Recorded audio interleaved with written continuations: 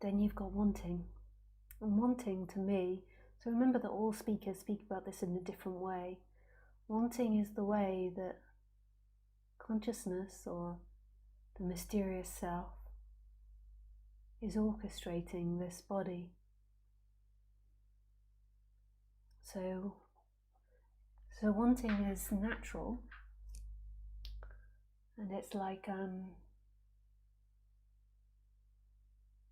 wanting to eat your dinner, wanting to connect with other people, but not because you're believing, not because there's this underlying current, even though you might not be conscious of it, of trying to get home in them. A seeking energy is a different energy. A sensation of trying to find a home in something. It's just the way life is orchestrating this.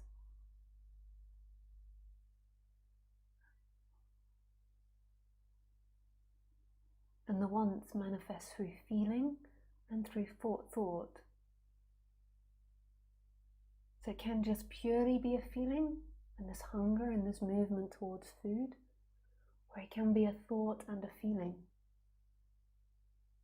And we're never taught about these natural wants.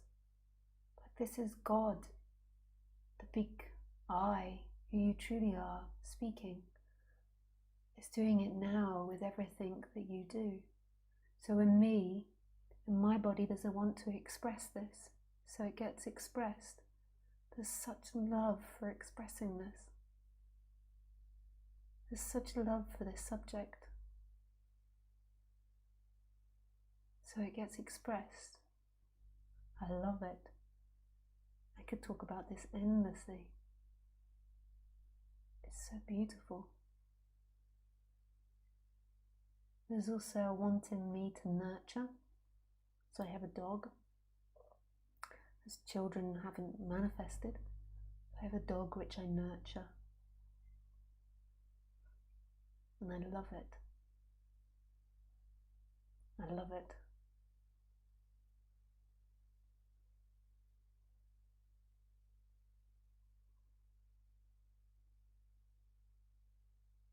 I had a want for a home and garden.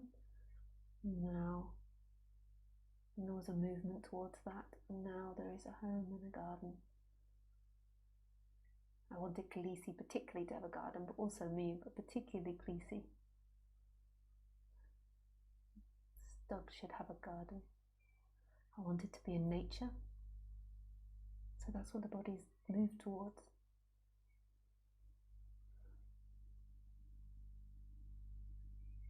And sometimes we're conscious of these wants, and sometimes we're not so conscious of them.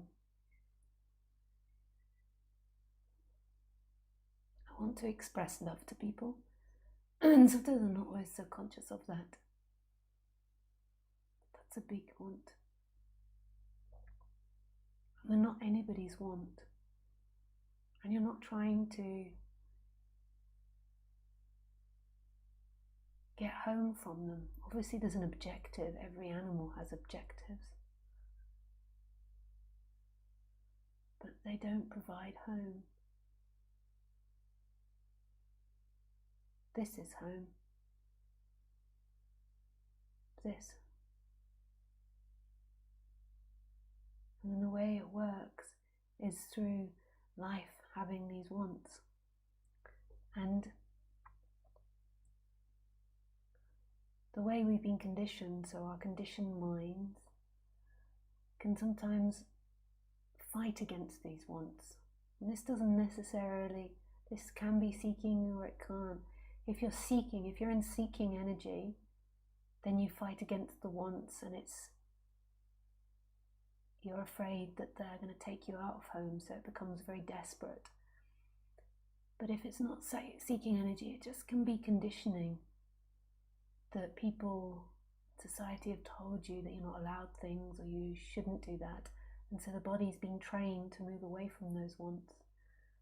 And one thing that I've noticed over the years is that you expand more and more with those wants.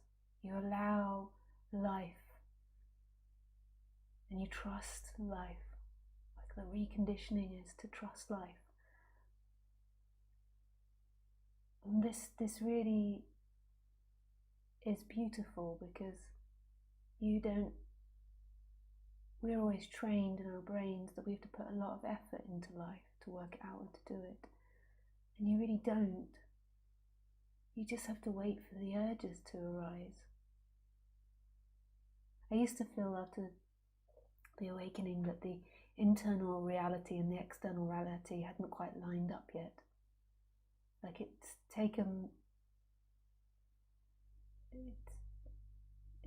a lot of time for there to be a reconditioning in my body to really let those wants manifest,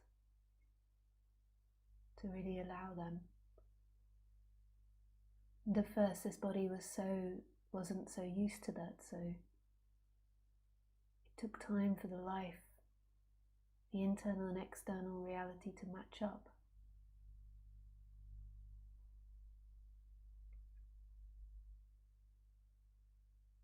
And it taught me again and again, you have to really allow these wants to come through. And they're not seeking. Seeking contains hatred and greediness and rejection and dislike. These wants are expansive, so when you say it, I want a new table, it doesn't come from lack, it comes from a feeling of expansion. When the seeking energy is there, it comes from lack, from need, from rejection. But when the wants are aligned, they come from an expansive, pleasant place. Not always, though there's always exceptions to everything, because our words never quite fit the experience.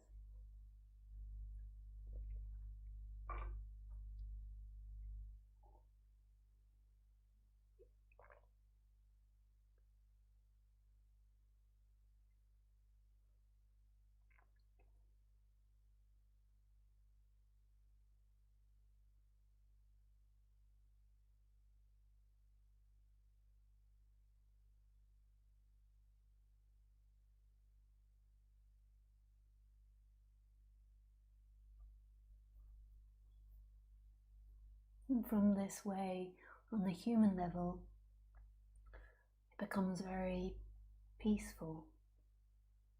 Not always, life has a way of like bouncing around, but the life becomes more peaceful because it flows. There's just a following of the flow.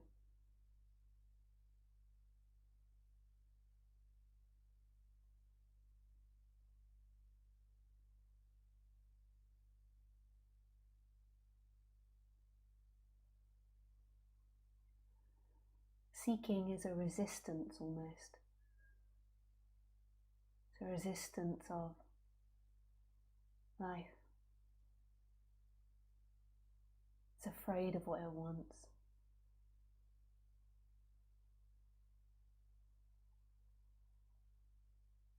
It's lackful.